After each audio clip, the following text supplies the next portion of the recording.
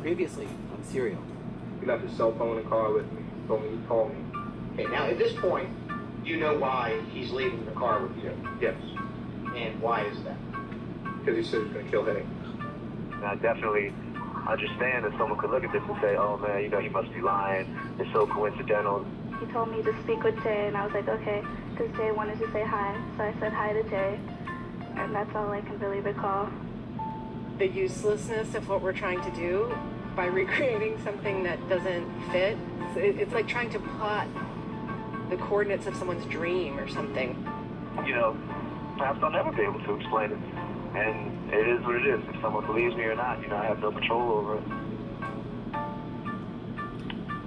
This is a Global Tel-Link prepaid call from Adnan Sayed, an inmate at a Maryland Correctional Facility.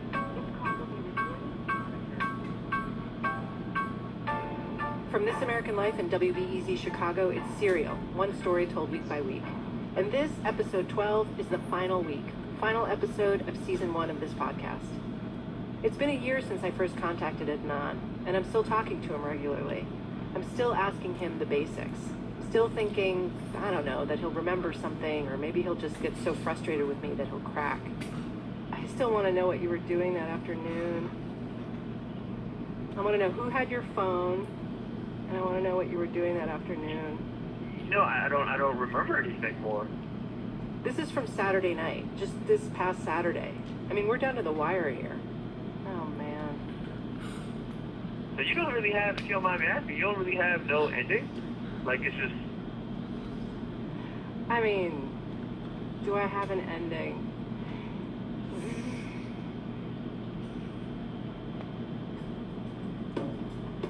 Of course I have an ending. We're going to come to an ending today. Plus a smattering of new information, a review of old information cast under different light, and an ending. In case you haven't noticed, my thoughts about Adnan's case, about who is lying and why, have not been fixed over the course of this story. Several times I have landed on a decision, I've made up my mind, and stayed there with relief. And then, inevitably, I learned something I didn't know before, and I'm upended. Sometimes the reversal takes a few weeks, sometimes it happens within hours.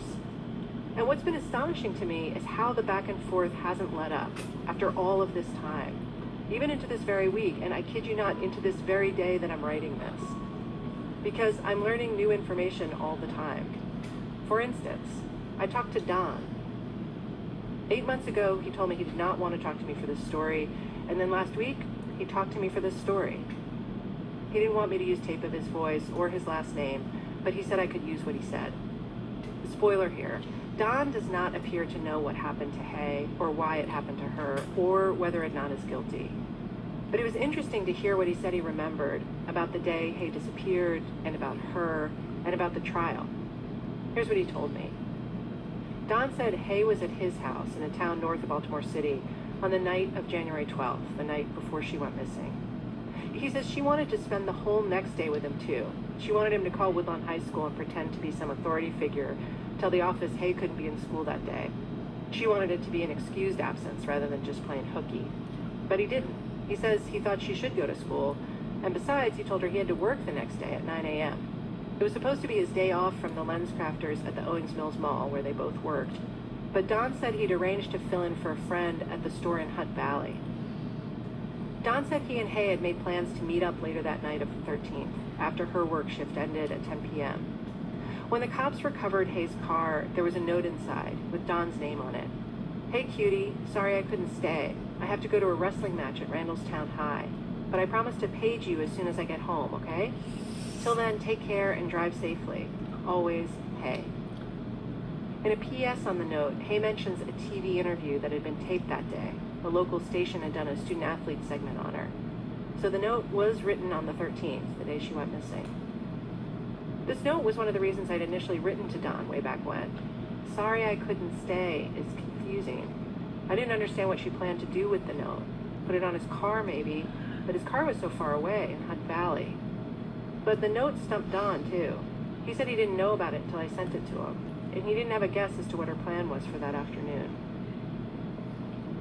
When Hay went missing, Don was one of the first people the cops called. He says